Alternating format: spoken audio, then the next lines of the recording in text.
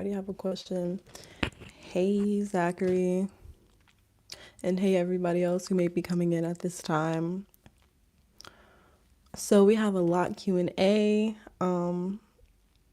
Just start asking me questions. I'm just gonna like answer like the most commonly asked questions about locks just in general.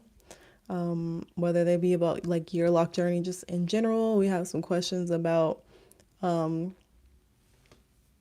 what's it called? Starter locks and stuff like that. So cool. First question, Zachary says, do you recommend getting your semi-freeform locks wet every day? Not a spritz, but drenched. No, I actually wouldn't recommend that every day. Not unless you can dry your locks, but there's different types of water. So I feel like we got just right into it. Hey, everybody who's coming in, because a whole bunch of people just came in at once. At least it says on my side.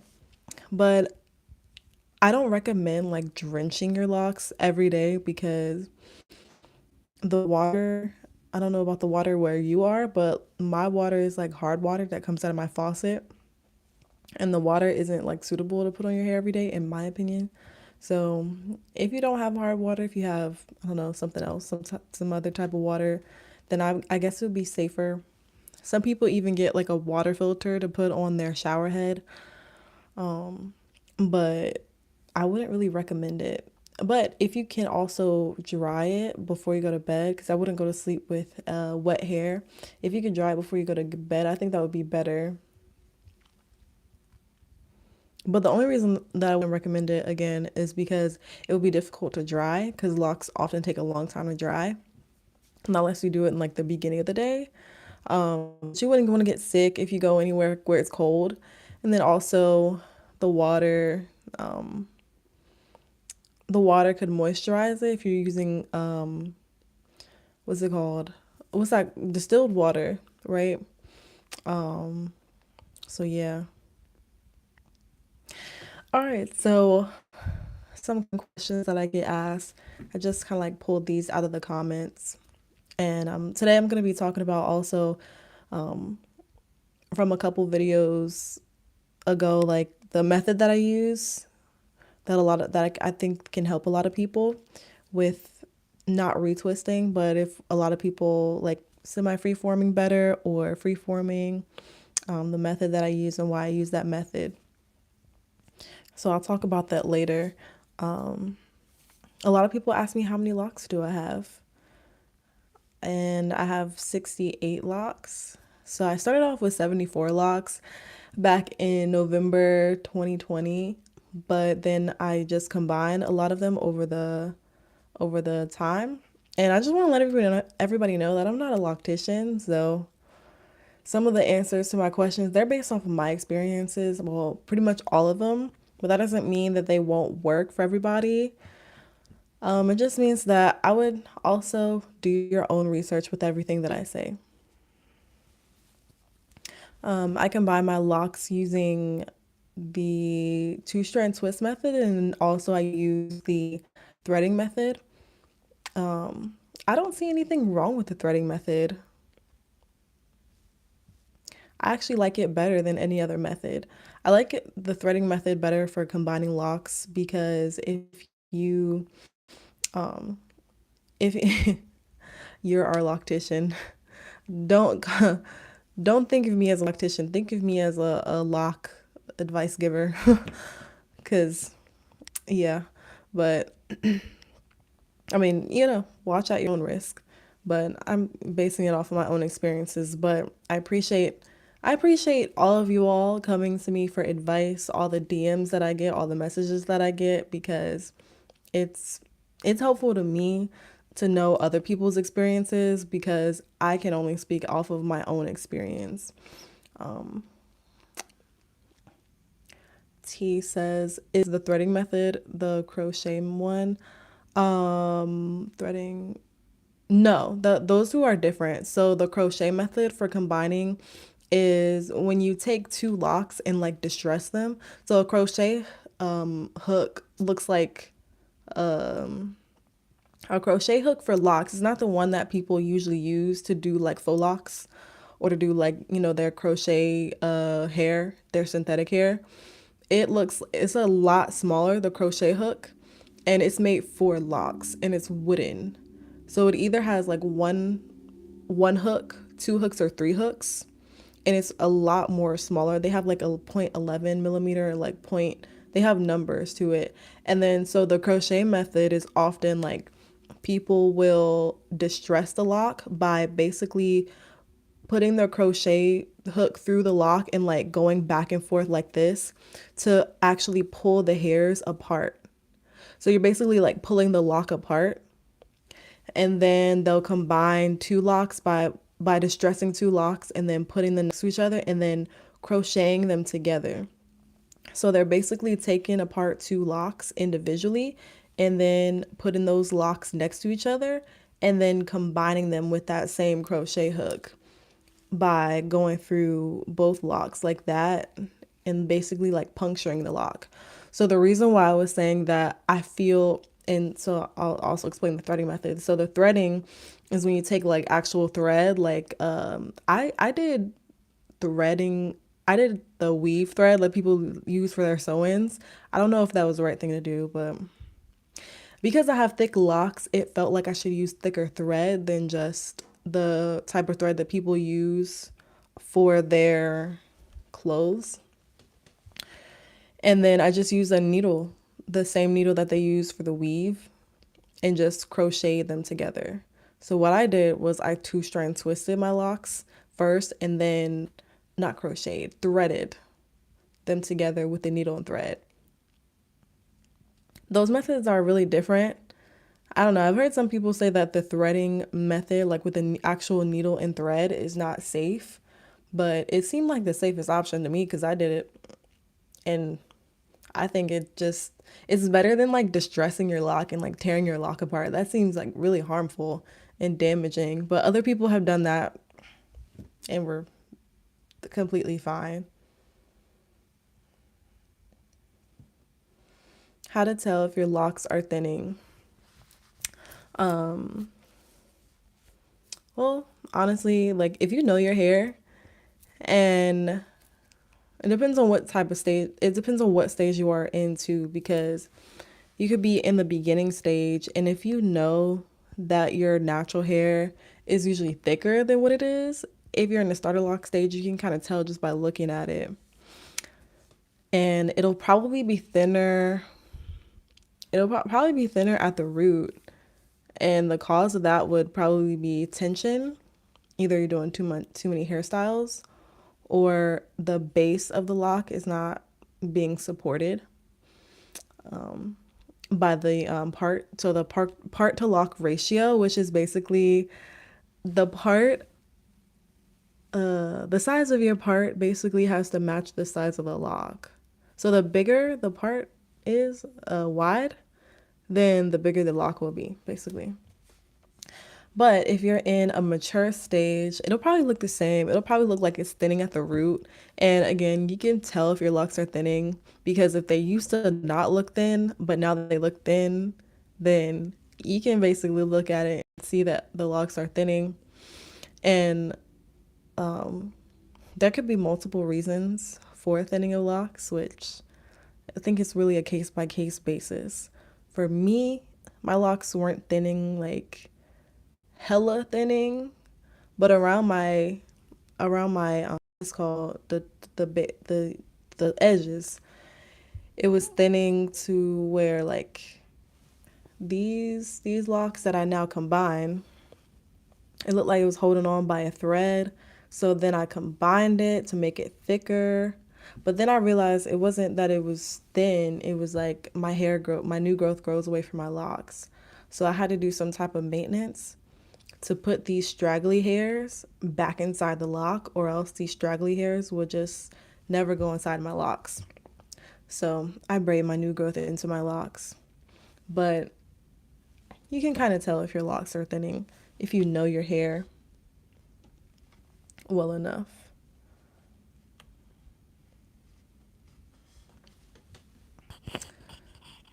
Another question that I get asked often is, why I don't retwist and like would I ever consider retwisting? I thought about the other day. I thought about it because I haven't retwisted my hair probably in like 2 years now. And I've loved every second of it, honestly, because it made my hair a lot more thick.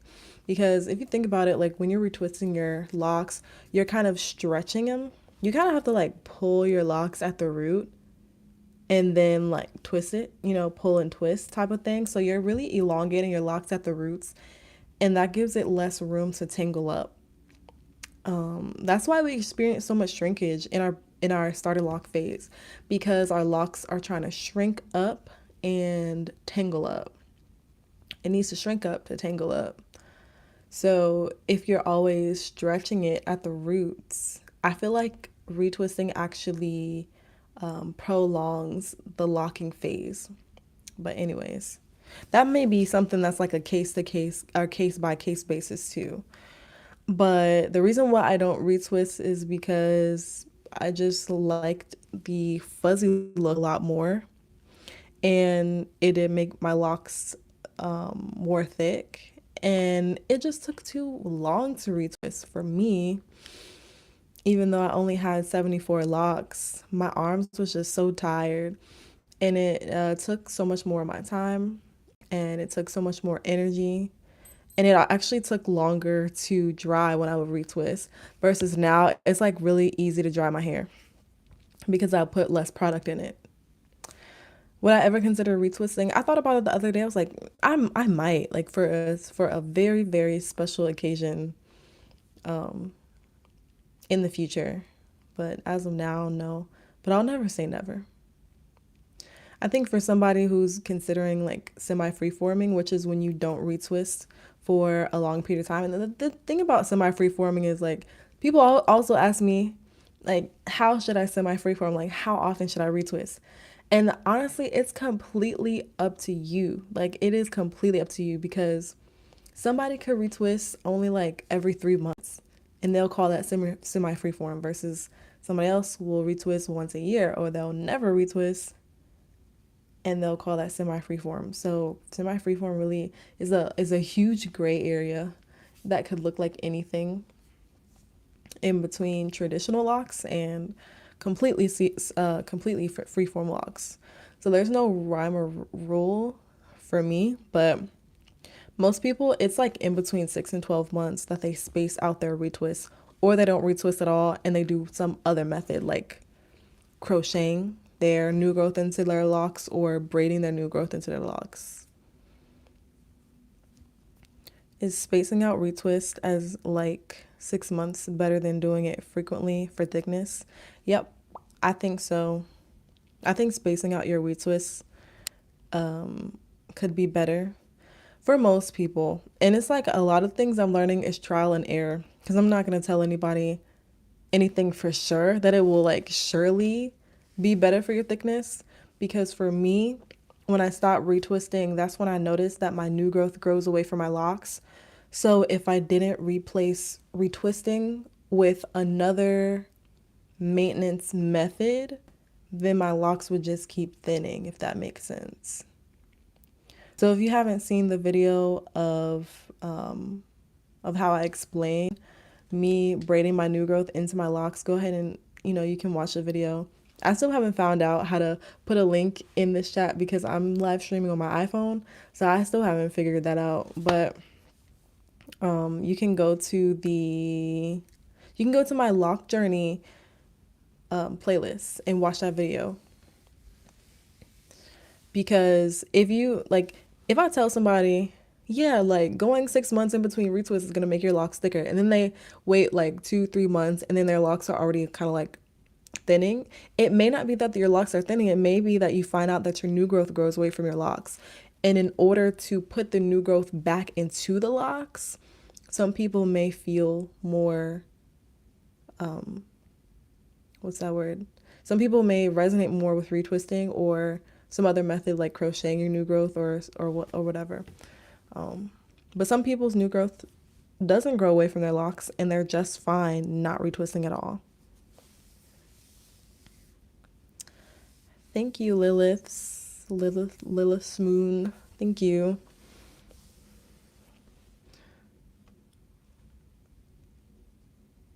And another question that I get asked is, oh, if I have thinning locks, what would I do? I think I already answered it. Honestly, there's so many like reasons for thinning locks. Uh, it could be your new growth growing away from your locks. It could be like too much tension on your hairstyle. And then it could also be just like genetics, honestly, because some people who have thinner hair, and I explain this in the video too, who have like thinner hair, they might want to go with a higher lock count or more locks so that they can even out the thinness and make it look thick. That makes sense. Yes, hit the like, everybody. Thanks in advance too. Hey, everybody who's coming in the chat, and say feel free to say hey if you haven't already. I love to hear where y'all are from too. Love from Kenya. That's what's up. My uncle actually works in Kenya. He's being Kenya, Zambia. He can't get there right now though because his passport, he's waiting on a new passport and it's been backed up for months. I think he's been here since like January, but he travels from Kenya to Zambia to where else? Uganda. So he like lives in Africa and works there full time. What shampoo do you use and how often do you wash your hair? I use all the products that I use are always in the description box of my videos. It's in the description box of this live stream. So if you go there, you'll see like my favorite products that I use, and it's Free the Roots products, which is black owned by brothers, and I've been using their products for probably like a year now, and I use bar soap actually to wash my hair. The reason why is just because it just used less waste, and it feels just more simple than just like getting a bottle from like Target and then putting that bottle, trying to put it in the recycling bin and making sure that it's recyclable materials. But they wrap all their stuff in paper, and yeah, so I use that shampoo. It's a bar soap. It's like in the scent lemon herb. Sometimes I use herb garden. They have like five or six different scents for their bar soaps, but I love their bar soaps. And then I wash my hair every 2 weeks. Yeah, it's pretty simple. I have a very active lifestyle, so my scalp does get like dusty because I'm always sweating. I basically work out like twice a day, and people have also asked me what methods do I use to prevent sweat from like stinking up the locks. And honestly, I wear like a headband that goes, it's like one of those sleeves that you can expand it to go like all the way down basically. You remember Tebow from iCarly, and he wore that like little sleeve thing? It's kind of like that, but mine's is prettier than that. And I wear it when I work out. I have a couple of those that kind of absorb the sweat. And then if my hair is in a ponytail, I'll take it out of the ponytail when my scalp is still like wet and sweaty so that it will air out. And I always use my Free the Roots sprays because it has essential oils in it. I use that essential oils and aloe. That's in the link is in the description box too. And I use that on my scalp to keep it like smelling fresh and everything.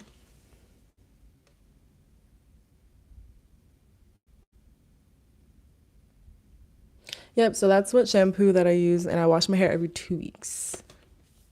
And I've always washed my hair pretty much every 2 weeks, even when I was loosely natural. I guess maybe sometimes I wash it like once a week, but co-washing. I was co-washing, which is like washing it with shampoo, I mean conditioner. I'm originally from Uganda, born and raised in the UK. That's what's up. Yeah. When people say like, "Oh, I want to travel to," like, Africa is so big. Like Africa is a whole continent, and like it takes so long to get from like one country to another country in Africa. I mean, depending on where you're going. But my yoga teacher is actually going to Morocco for a retreat next year, and I think it's February. And she posted the retreat link like on a Tuesday, probably like on a Tuesday afternoon. And then literally in like 3 to 5 hours, it was literally all sold out.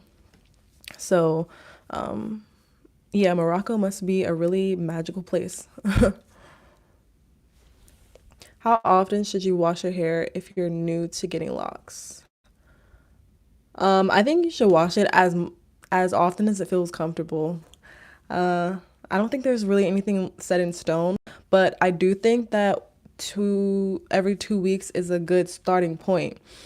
I will say this, like once you have your natural hair journey down, if you know your hair naturally, if you usually wash it every 2 weeks, I think it's safe to keep on washing it every 2 weeks. Because the hair is in an adjusting period when you're new to locks, it's like something new for your hair, and you're basically trying to train your hair to stay in locks. And that's why it usually unravels too. So I would say try to keep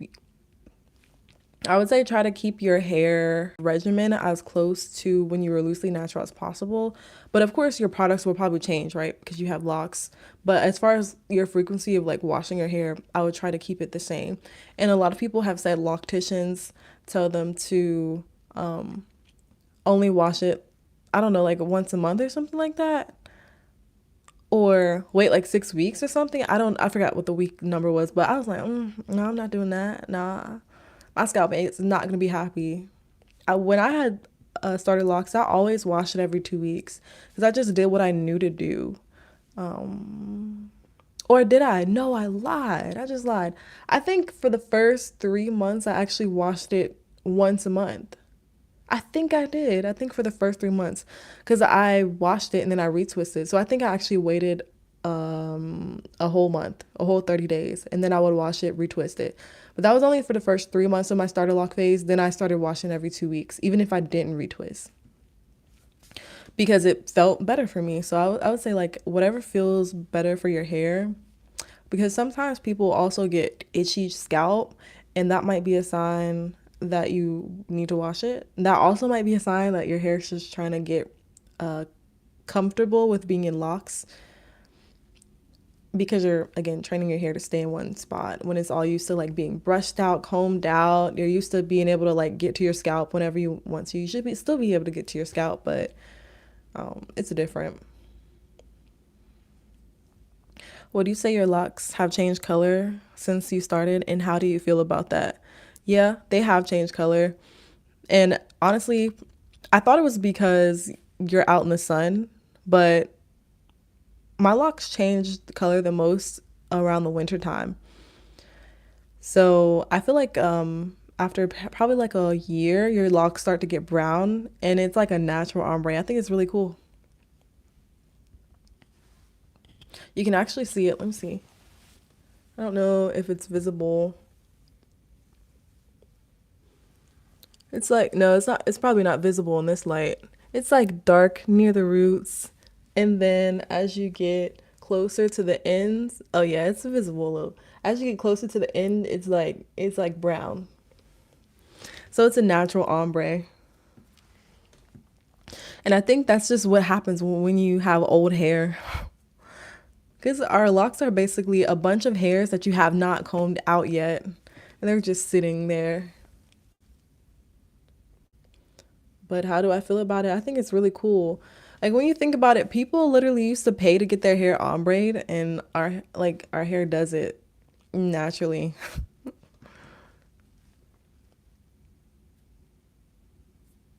Lavender is pretty cool. It's a pretty cool essential oil. I think once a week is an acceptable frequency too, if that's what your hair is feeling.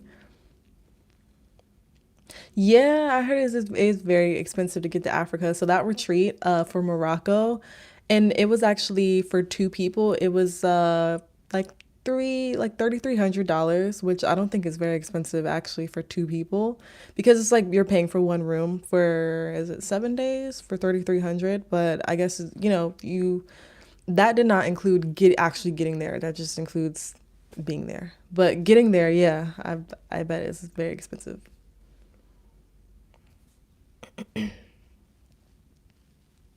How often would you recommend an ACV rinse, and what's good to mix with it? So I've personally never done an ACV rinse like I see it done on YouTube, because you can correct me if I'm wrong, but you're probably referring to the ACV rinse like with apple cider vinegar, baking soda, and lemon, which I have not done because I just think for my personal hair, it would be too harsh. However, I know a lot of people have done it, and especially if you have like lint buildup or just product buildup in general, it could be helpful. But you definitely want to do some type of like deep conditioning afterwards. The reason why I didn't do it is because I thought it was too harsh. I didn't really have much product buildup. However, I know everybody with locks is going to have some type of buildup that you can't see on the surface, because honestly, if you look at just like the bare lock, if you look really closely, you can see all the hair follicles sticking out, and it kind of looks like dandruff, but it's not. It's just like all the hair follicles. And you see those little white bulbs at the end. Maybe it can, is it visible here? I don't know. Maybe you can see all the white bulbs sticking out, and that is just the hair follicles that have not fallen out because your hair is locked. So because of that, like imagine all the dandruff that like when you wash your hair, like yes, your scalp is getting clean, but like where's all that dandruff going? It's like it's going down into the lock basically. Because when I think about it, yeah, like I can get to my scalp, but then especially if you have thick locks, all the dandruff that's kind of like in the middle of the lock, like here, if I'm scratching my scalp, if I'm massaging my scalp, and then that dandruff is like falling out, all of it's probably not falling out. Like some of it is falling inside of the lock, especially if you have thick locks, because you probably have wide parts, and that is a wide part of scalp that is not fully exposed. So there's buildup of some kind. So I think probably for me it would be beneficial. But to answer your question, how often would I recommend an ACV rinse? Probably like once a year. It probably would not be it probably would not be frequently at all. At most, I mean at minimum like 6 months, because yeah, I think it's something that's very harsh and something that you would only need to do if you have just like gunk in your locks. For example, people who've ever used wax or heavy gel will probably want to do an ACV rinse. So what's good to mix with it? I think that the ACV rinse that I use, that's not exactly like the rinses that other people use, but you could use it the same way. It's free the roots again. Like, you wouldn't guess it, right? But free the roots. And the ACV rinse, I think the link is in my description box of every video. I actually can use that once a month because it has apple cider vinegar and rosemary. Rosemary is a moisturizer. My voice. Rosemary is a moisturizer, so it actually like combats the dryness of the apple cider vinegar.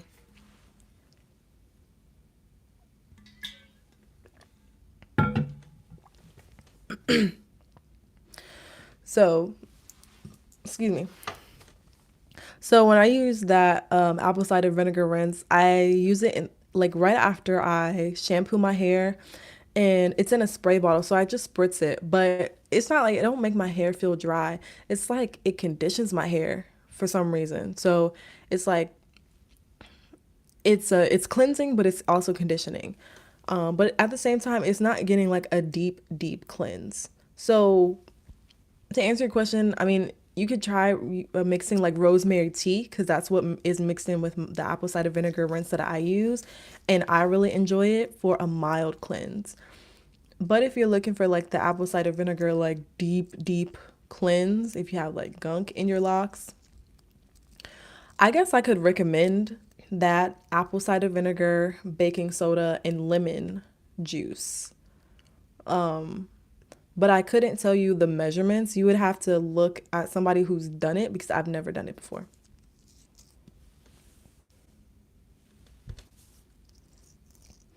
London in the house. That's what's up.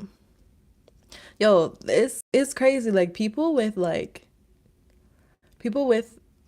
people with accents, like who are from like London or like somewhere in England or the UK, I feel like they have the best American accents. Like everybody who's like from England who is an actor, they do an American accent so good. And I'm like, how? I don't know if y'all watch any shows, but All American, the main character on there, his name is what's his name? Daniel Ezra, I think. He has the literally the best South LA accent, and you would never tell that he's from London. Like you never tell he's British. And also Idris Elba, like for the longest time, I did not know he was British. They literally have the best American accents. Like literally, it's crazy. Thanks if you thumbed up the live stream. Thanks. It helps get the visibility. Thanks for the compliments.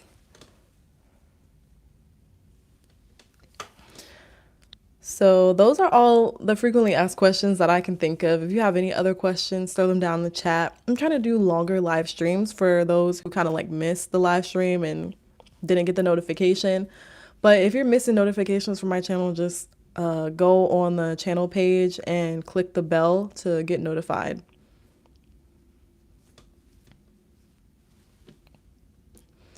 Let's see, I'm trying to think if I had any questions on my last video. Because if not, I'm gonna just start talking. I'm gonna just start saying random stuff because I don't know what to talk about.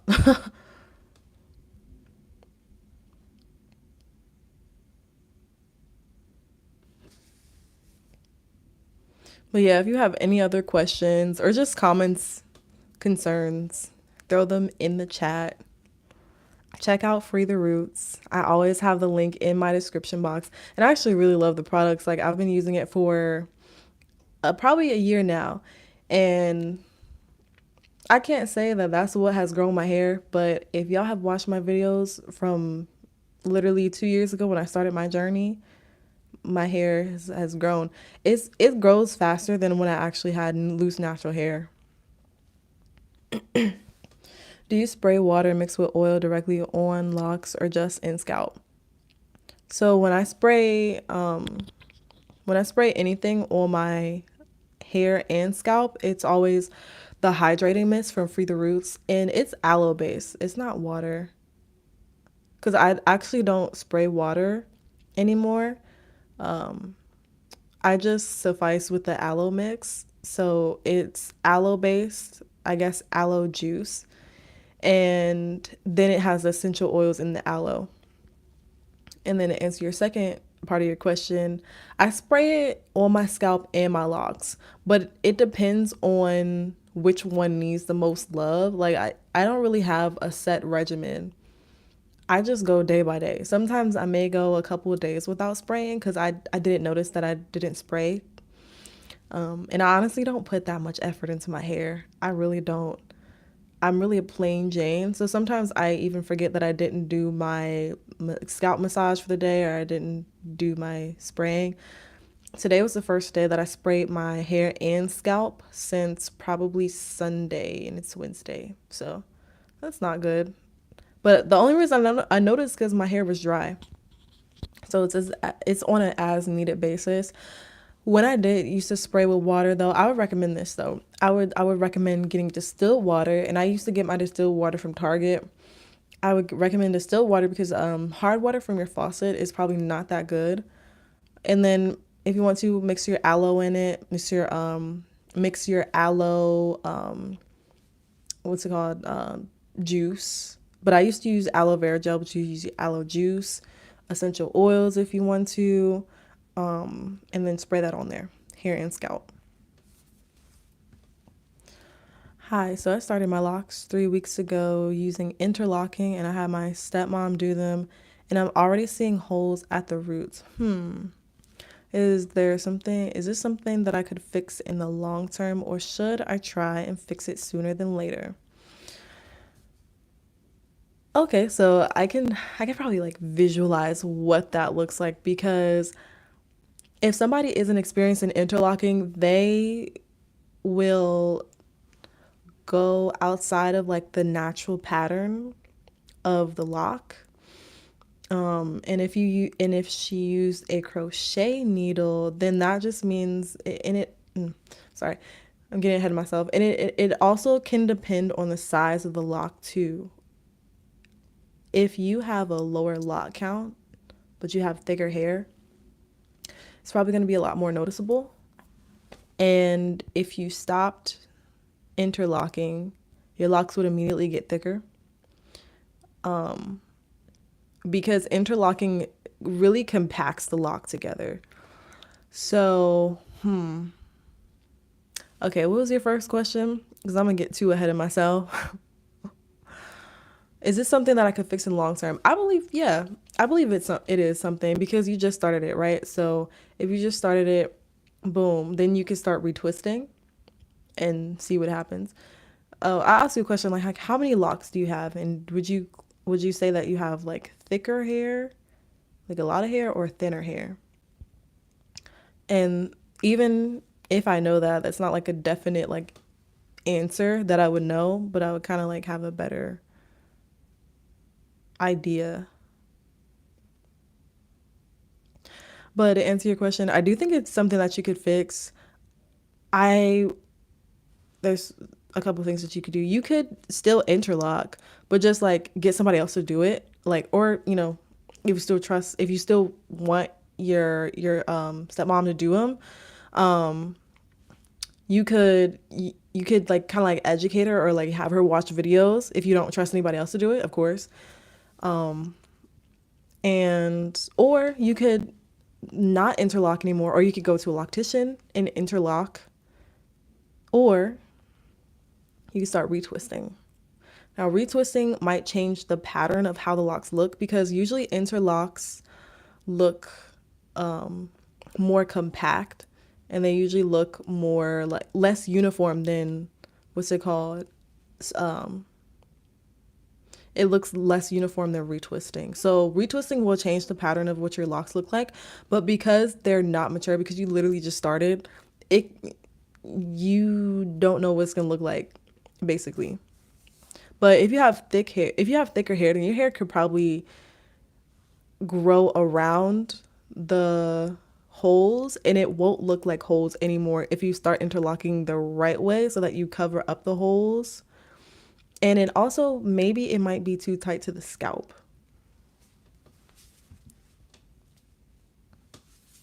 But I still think there is faith. I still think there's faith. What is your opinion on using beeswax? Yikes, that scares me. I don't think anybody should use beeswax on their locks. Um because beeswax is like beeswax is like putting honey on your locks. It's like, to me it's like kind of like putting gum in your hair because of the consistency, and it's really difficult to wash out. So once you wash it out, it's like it's really difficult to wash out just in general. So you'll probably get a lot of buildup using beeswax, and you'll probably regret it in the end because the more and more you use it, especially if you're retwisting or doing your maintenance like once a month, it's not going to wash out. You have to do like apple cider vinegar rinses later on, and it would just be less of a headache to just not use it. Definitely having it done professionally next time. Thanks so much for the advice. Yeah, honestly, let me tell y'all a story. Like, there was this guy that I used to talk to back in college, and he asked me to do his locks one time. And this was way before I was ever thinking about doing locks. I ain't touched a lock on nobody's head ever. And he asked me to do his locks one time. And I just went and got my crochet needle, but it wasn't the crochet needle that you should use on locks. It was like some people use it to interlock if they have like thicker locks, but he had high top locks, and I just went and got my crochet needle that I used on for my crochet locks, and I like interlocked his hair, but I didn't know what I was doing. But for some reason, he trusted me to interlock his hair, but I ain't touched nobody's locks ever. So, I don't know where he's at today, but I hope his head is good. Cause me today, I would not touch nobody's hair if I knew that I did not know what I was doing. Cause locks are too precious for that. So you do really got to be careful about who's touching your hair, even if you trust them. If they don't have the knowledge of what they're doing, it's like you still want to go to somebody who's knowledgeable. So if you just really don't know how to do your hair, I would go see a loctician. I think they have great advice. And there are things that you can do outside of a loctician's advice. Like you don't have to take a loctician's advice if you don't resonate with it. Like you can still go to a loctician and if they have the right products, if you trust them, boom. But if they say something crazy like, yeah, wait 3 months to wash your hair when you get started locks, and that don't resonate with you, you just be like, okay, yeah, I'll do that. But then don't do it, because that's crazy. But sometimes people can kind of like convince you that because of their experiences, what you're doing is wrong because you have a different hair type and your experience is different. And who's gonna wait 3 months to wash their hair? But yeah, I think that goes with that like an energy thing too, because I think for a lot of people, just locks are just very energetic. They're like a spiritual thing. And even if you start your lock journey, it's not a spiritual thing to you. It's like hair just in general is a spiritual thing because when you're hot and then you walk into a cold room and you get goosebumps, your hairs stand up because your hairs are sensing the environment around you, are sensing the change in energy around you. So for somebody to put their hands in your hair, hands carry a lot of energy too. That's why people heal with their hands. That's why people like touch you, and touch is so important and intimate. So you gotta be careful like whose hands you're allowing in your head too.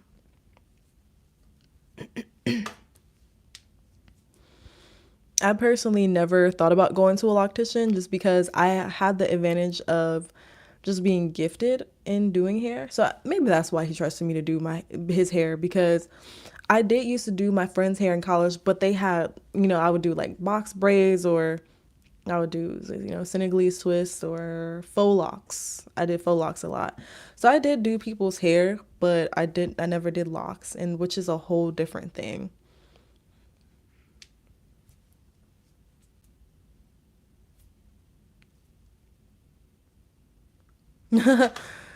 Yeah, hun, I'm gonna do it myself maybe in a month or so.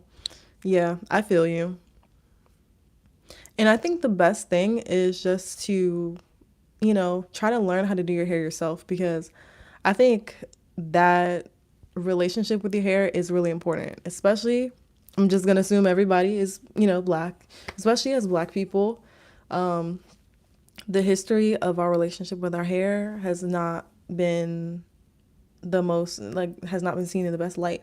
So I think the more that we get to, learn our own hair and you know, do it ourselves and build up that self-love in our relationship, and understanding how our hair works is the best way to go.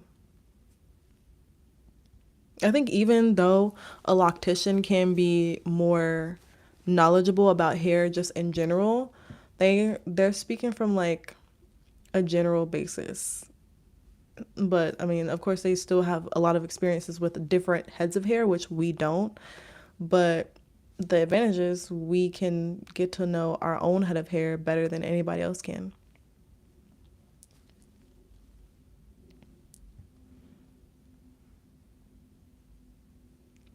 So yeah,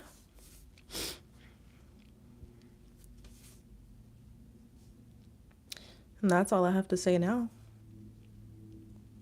So I guess we can make this live stream like an hour. I'll see if anybody else is hopping on last minute, because there's always somebody that hops on last minute when I'm like, okay, y'all, I gotta go, and I feel so bad.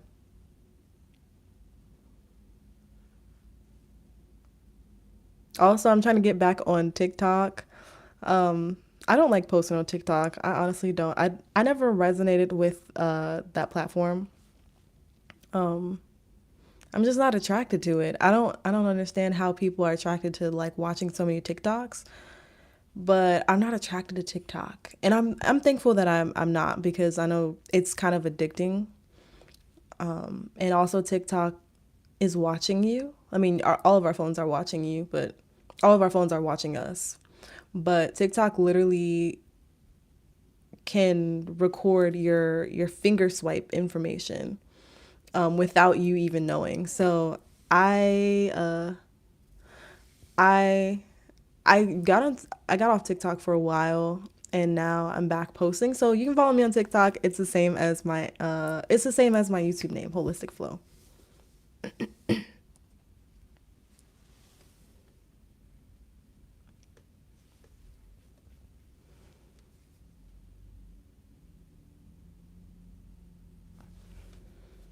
Okay, if you have to get off the live stream, I understand. Have a great rest of your day if you're going. Do you believe in the no oil method? Yeah, I kind of follow the no oil method, and it's not like a strict thing, because I actually have essential oils in the products that I use, which means I'm not completely no oil. But there was one point I realized that my hair was like really dry and brittle, like my locks. And I had came across a few videos. I forgot even what the YouTubers' names were, but just a few videos that were like, unpopular opinion. I think oils are not great for your locks. And they weren't saying that oils are bad. It's just saying that the way that people use oils are not productive for like the growth of your hair, because it makes sense when I explain it this way. Like, oil and water don't mix. Like, if you put water in a cup and then pour oil in the cup, the oil will sit on top of the water, right? Or the water sit on top of the oil, whichever one's denser, and they separate, whatever. So if you moisturize your hair with like water and then you put oil on top of it, then it's going to seal in the moisture, which is great.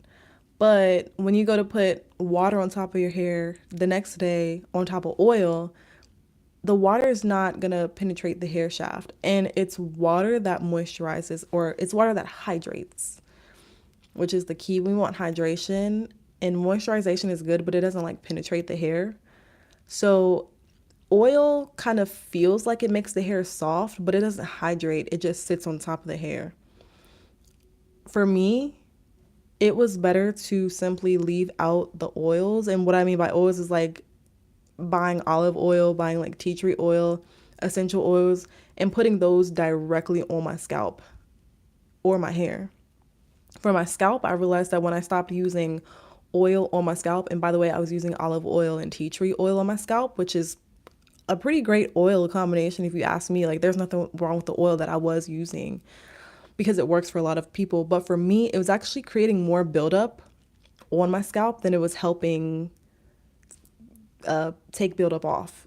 Because oil, we actually have natural oils that occur on the scalp, and adding more oil than is necessary will actually add more flakiness to the scalp. So it's giving me more buildup instead of helping prevent the buildup. So once I stopped using oil on my scalp health inclined greatly. The same thing with my hair. When I stopped using oil on my hair wasn't dry and crunchy anymore. It was more like soft and fluffy. So I do believe in that method. If you use water, or in place of it something like aloe vera juice or something hydrating, and not just something that sits on top of the hair. Because oil was never meant to be a moisturizer or a hydrator. It's just used as something to seal in the moisture. Like, just like on your skin, if you honestly put oil on your skin, yeah, your skin is going to feel soft, but when that oil goes away, it's not hydrating. It's actually just sitting on top of your skin. And that's why most lotions are water based, because it's feeling that hydration in it. And honestly, I the whole lotion thing is another conversation because in a way we probably don't need lotion like we feel like we need lotion if you know what I mean. Like we lather in lotion, but what we really need to do is exfoliate because all dry skin is just dead skin cells just sitting there. We need to scrub that mug.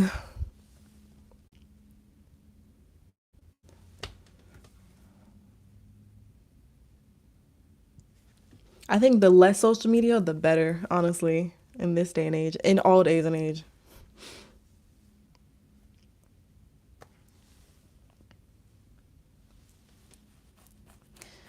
It keeps taking me back to the For You page. Are you talking about TikTok or something that you're clicking on YouTube? Oh, let's see. Holistic Flow on TikTok. Yeah, just Google that. Or you can Google like my first and last name. Whichever one is the at. You can Google both of them. I mean, not Google. Search them up on TikTok. You do you, hun. That's thanks. Yeah, going wet my hair to do a few errands. Return in 2 hours and check on your shorts. Take care from Barbados. Thank you so much. Thanks so much for everybody who's liked the video, for everybody who's joined today. Have a great day for your if you have to get off. But I'll stay on for like, a couple more minutes until at least 4:30, maybe 4:45. No, 4:30 because I gotta go after that. Um, yeah, so a lot of people's hair has thrived because of that method, and I'm sorry, I have a crook in my neck. And I made a video on it a while ago about like a couple reasons why you should ditch oils in your lock maintenance care routine. And there were people who agreed with it, people who didn't agree with it, people who were like, yeah, we've been using oils on our hair for years and years since all the black people lived in Africa. And, or, I didn't say that, but, for years and years and years before we lost, a lot of us when we were Americanized, when we were came here and we had to use, like, you know, those fats and butters from the sheep, the farm and whatnot, and we lost all of our tools and stuff. But I think that there's things that work for different people because at the end of the day, we all have different hair types, and then also we also have like things going on internally that some of us have, scalp conditions, or and it may even be the way that we're eating or working out, or there's so many different things that can affect our health of our hair, because I think of our hair as like a plant. Our hair is like the leaves of the plant, and then our body is sort of like the soil. So there's so many other things that affect how our hair acts rather than just what we put on it at the end of the day. Do you use a derma roller? No, I don't. I don't do any. What is a derma roller? No, I don't. I don't do that. I just sometimes use a loofah. I also use a dry brushing my skin. But I use it in the shower though. But I definitely exfoliate my skin. Um, I just remember, because I have an exercise science degree, and that includes like learning the anatomy of the body. And I remember my professor who taught us anatomy. He was literally like one of the best professors I've ever had. He was the best professor I've ever had, and taught us about the layers of the skin and how the layer that is on top of the skin that looks like ash, that's just dead skin that needs to be removed and exfoliated. And honestly, if you exfoliate, there will be no dead skin, therefore, there will be no ash. And I realized that when I shave my legs, there's no ash. And that's because when you shave your legs, you're exfoliating. When I shave my legs afterwards, I don't need to use any lotion. So that just shows. And the same thing when if you go to the nail salon and you get pedicures and they scrub your feet and they exfoliate your feet, they don't really need to put any lotion, oil, or anything on it because all the dead skin is gone. So being ashy is just you need to exfoliate basically. I do still use lotion though. Here's my lotion right here. I like to use this hemp's lotion, but I know this is not the best lotion. So I also use a CeraVe lotion. because it's non-scented. Where are you from? I'm from where am I from? I'm from the DMV. I'll just say that. I was born in DC, but I've always lived in Maryland. Much love from Hawaii. I've been on my lock journey for a month now. Love the channel. Thanks from Hawaii.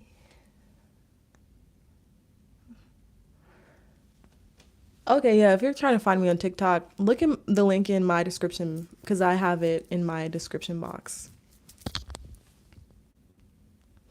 Not sure if you touched on this. Do you ever regret the size of your locks? Do you wish they were bigger or smaller? I'm sorry, my neck and shoulders is really bothering me right now. Um, so no, the answer no, I don't regret the size of my locks. I love the size of my locks and I think that they really fit my head because I have a big head and a small body. But I did combine a couple of my locks because I used to have 74 locks and then now I have 68. So the reason, like, originally why I did combine my locks is because I thought my locks were thinning, so I combined the ones in the front. So it wasn't like I combined my locks because I wanted them to be thicker. I just wanted them to not be thin. So, but my lock count, I never regretted it. I always loved the size of it. There were a couple of locks that I realized I made them kind of bigger in the front and smaller in the back, but it just is what it is. I did start to combine more afterwards. So I kind of did two combining sessions. So the second time that I combined, I went from 72 to 68, and that was because I just wanted my hair routine to be easier a little bit more. And I saw a couple of locks in the back that were smaller. I feel like they wanted to combine anyway, so I just combined them so I stopped having to separate them so much. So it that again, that wasn't because I regret my lock count or my lock size. Um, it was just because I just thought it would be easier.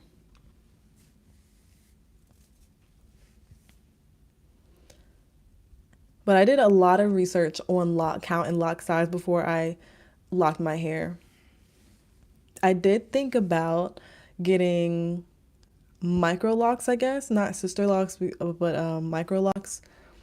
Because sister locks is done by a sister loctician, and micro locks are just really small locks. Sister locks are like done in a certain specific way, which makes them sister locks. But they look very similar. But at first, I thought that I may have wanted like a lot more volume in my locks, but I realized that that comes with a lot of maintenance. And I don't think I was ready for all that maintenance because one reason that I love having thicker locks and a lower lock count is it's a lot less maintenance. It's barely any maintenance at all, honestly. It's literally wash and go, like wash and go, wash, air dry for like 8 hours and then go. Hair type and the element of the environment plays a big part for sure. For sure. It punctures the scalp to promote hair growth. Oh, you're talking about oil? Yeah. Yeah, I agree. I agree. It does help promote hair growth. I also realized that for me, doing scalp massages was probably one of the number one things that helped promote my hair growth too. I love your vibe. Thank you. I love your locks. You were definitely my inspiration for semi-freeforming. Now I'm just trying to figure out how to do it. Well, thank you. And honestly, there's no right or wrong thing, right or wrong way to do it. Um, I would just ask myself these separate while they're still wet after shampooing, and that works. Okay, cool. So you've already started your lock journey. Yeah, I would just say I guess what look are you going for? Which is kind of taboo in itself because when you have locks, you kind of have to, look forward to having a certain look, but also be ready to be okay if it doesn't look exactly like how you wanted it to look like. because that's kind of like the nature of lock journey. But then I would ask myself that one, and then also like, what do you want your maintenance to look like? Because it all boils down to if you want to still like maintain it to some degree to make it look, I guess what may be presentable in your eyes, then you may want to retwist at a certain frequency or something else. Or if you don't retwist, separating it. And then how does it feel like when you're separating your locks? Because some people might feel that it's damaging. I don't feel like it's damaging to my locks when I do separate, because I do separate maybe like once a month and my hair is still thick. But it all depends on how much maintenance that you want, and then what look do you want to go for.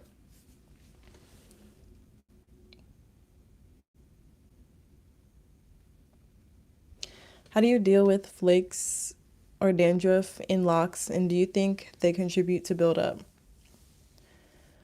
So, number one, I deal with it by washing my hair at a frequent time. I mean, at a consistent basis. Um, our body honestly conforms to the environment. So, if your hair is used to being washed at a certain time, let's say every 2 weeks, then at the 2 week mark, it'll probably start to flake up. But say if your hair is used to being washed every 2 weeks, and then one month you just like magically decide to wait like a whole month to wash your hair. Well, your hair will start to flake up at the 2 week mark, and then it'll probably get worse after that because your hair is like, I'm used to being washed. Why am I not being washed? I feel deprived. But if your hair was used to being washed every month, it wouldn't be nothing for the hair and the scalp would be healthy. So I wash consistently every 2 weeks. It may not be on the dot, but it's usually on a Wednesday because the Wednesdays, like today, is usually when I have the most free time in the morning to wash my hair. Um, and then also, to also answer your question, how do you deal with flakes or dandruff? It is a, or for me personally, it is the scalp routine, but specifically spraying the scalp instead of oiling the scalp. So what I spray my scalp with is my Free the Roots hydrating mist, which I always put in my description box, the link to it. I spray my scalp with that, and it has essential oils in it, but I don't use oils directly on my scalp because I feel like the direct oils, like if I put olive oil directly on my scalp, it would clog my pores because I used to do that. But then when I stopped, my scalp health increased. So I mostly spray or mist my scalp because it's a lighter way to moisturize it. So boom. And then, yes, I do think that flakes and dandruff contribute to buildup because I think for me personally, the heavy product on your scalp does contribute to more buildup because our scalp naturally creates sebum or oil, like natural oils. And then if we put too much oils, it throws off like the biome of or whatever of the hair. So it can contribute to increased buildup on the scalp. So basically, it's like keeping the scalp clean. My locks should be thicker, but I messed around with it too much back then due to insecurity. Yeah, I feel like that's real. I mean, I've seen a lot of people do box braids over their locks and what's it called? Box braids or like even faux locks over their locks. And I would say, I think if you want to change it up every once in a while, if anything, I would just do like a wig. But, if you don't relate to that, I would just think about what stage you're in because especially in the beginning stages, locks, how you treat your locks is critical. And I learned that too the hard way because I did used to do twist outs within like the first 2 to 3 months, and I probably shouldn't have because my hair was still really soft and like vulnerable. And it's sort of like, raising a child. And the child's first 10 years is like the most critical period of the child's life. So you're not going to want to put the child through so much riffraff in the first 10 years. You're going to want to, have the child have an easy life. The easiest life it can have. So it's the same with your locks. Like the first couple months are the most critical months, and you just want it to have an easy life and not put it through so much riffraff with, a whole lot of things, especially like bleaching, dyeing, and changing color and stuff. How did you combine them? Okay, so I used for my locks. I combined my hair twice. And the first time I did the what did I do? Two strand twist method, and I can show you right here because I have two-headed they call them two-headed dragons, but whatever. I just say I have two things hanging off right here. So I twisted them. So at first it was twisted like this, but then they came loose, and then they just wanted to stay loose, so I just kept them like this. And so this is probably like a year's worth of growth right here. But then I also combined it on the other side, and on the other side you can actually see like where I twisted it right here. So that part did not come loose in the right in the middle, but then it came loose at the end. And then that was when that was when I combined the first set of locks. That I combined in the second set. I did the two strand twist method, but then I also went ahead and threaded it. So here is the two strand twist method. And the reason why I like the threading method better, two strand combining with threading, is because this lock, when you put it next to all my other locks, you really cannot tell that I combined it. And that's because I started my locks with two strand twists. So it's like all the other locks, they look pretty much similar. You can't really tell that I combined this one. And I actually combined four of them like that. Oh, here's another one. And there's no thread. I don't think there's any thread poking out because I cut it off. But I like the threading method better, which is when I two strand twisted them and threaded them the second time, because to me it looks better, and it feels safer. And if you want a uniform look, especially if you started with two strand twists, then you could use the threading method and it would be better. I like the unruly, disrespectful look. Yeah, I feel that. My hair is used to being washed weekly, and if I don't, it misbehaves. Right, exactly, because it's used to doing that. Yeah. And you're welcome. What do you use for dry scalp? I mean, I only use one or two products, and it's always the Free the Roots products. I really don't use, and they're all in my description box as well. I use that Free the Roots hydrating mist. My scalp, honestly, I don't get a lot of dry scalp. I don't have a lot of scalp problems, which I'm so thankful for. So probably every other day I'll spray my scalp, and it has aloe and other essential oils. Like the lavender one has lavender essential oil. Excuse me. And the other one, and I also use like a lemon scent, and that one has like a lemon. I don't know what essential oil it has, but I just spray my hair and try to keep it as clean as possible, because a lot of times the scalp can be dry and itchy because of actual buildup. Yeah. Thank you, Lilith's Moon. Hit the like button if you haven't already on the live stream. Thanks, everybody. It helps the channel become visible to everybody else who needs to hear this information. And I'll stay on for probably like about 5 more minutes, and then I gotta run. So thanks for everybody who has joined already and asked a question or commented or just watched or liked. Thanks for everybody who has interacted today. I appreciate all of you all. Does hard water really dry out your locks? I think it does, because I have hard water that comes out of my faucet, and I wash my hair with hard water. I don't have a, filter on my faucet or anything. However, when I did used to spray my hair with just water, I would not use the faucet water. I would use distilled water.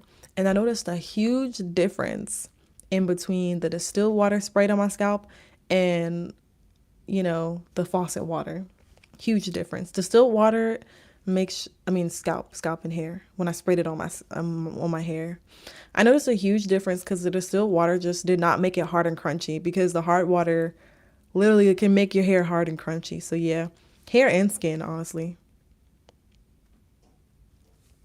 So yeah, I think it does dry out your locks. It makes it hard.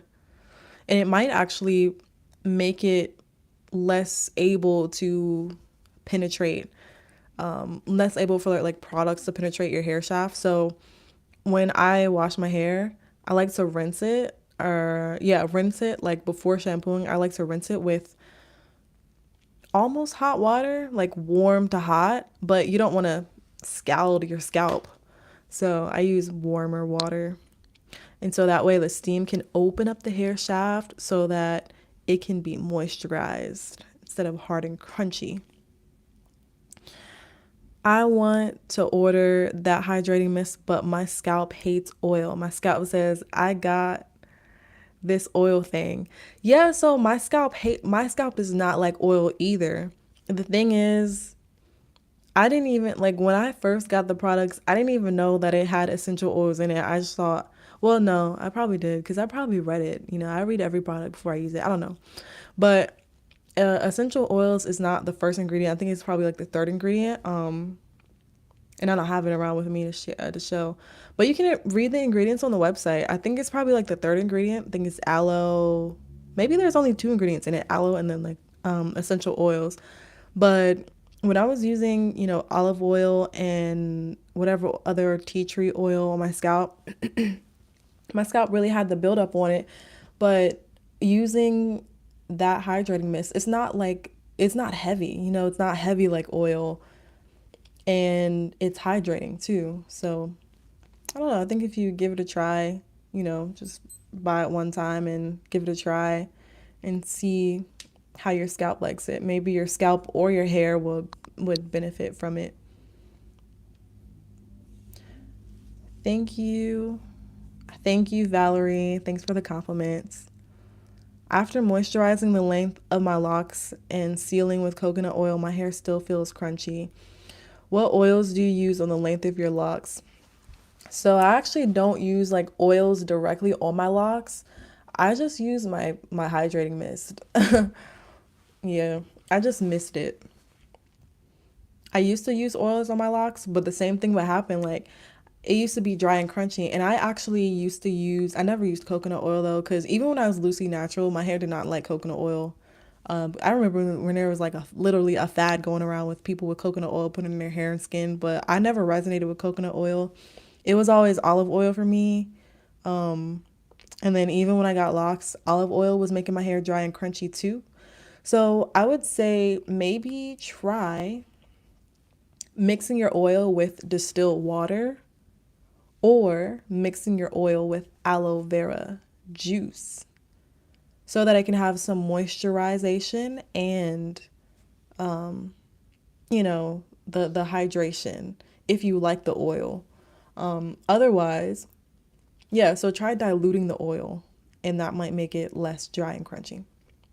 Because I'll reiterate again because I said it earlier, but for the people who may have not heard it because they're just coming on, I think that oil is good at sealing in moisture, can be good at sealing in moisture, but it's not good for actually moisturizing. Like it's not a moisturizer, it's actually a sealant. When you put oil directly on your skin, it's not going to moisturize your skin. It's just going to seal in whatever moisture is already there. Moisture comes from water, or actually, hydration comes from water. Oil simply seals in the moisture from the water, if that makes sense. That's good. That's a good point. Coconut oil is a solid and it will revert back to a solid. Yeah. Coconut oil, when it's cool, is a solid. That's so true. Are we spraying with water first and then sealing with the oil?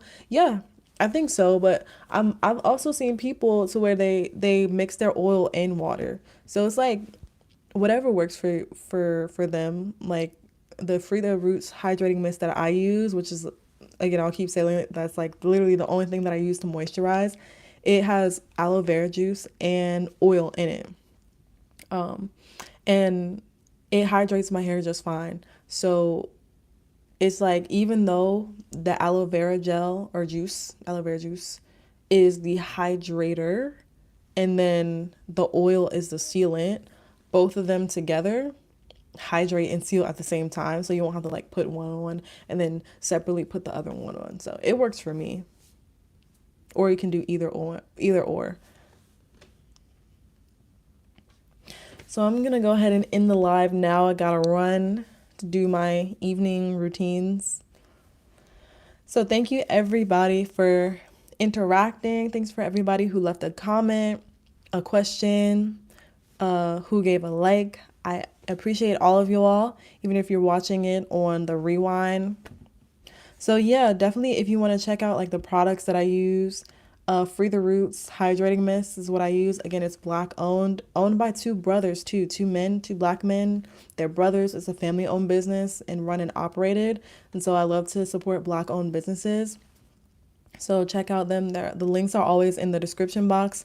And let me know how you like the products. Like definitely comment on a video once you try it if you're trying it for the first time.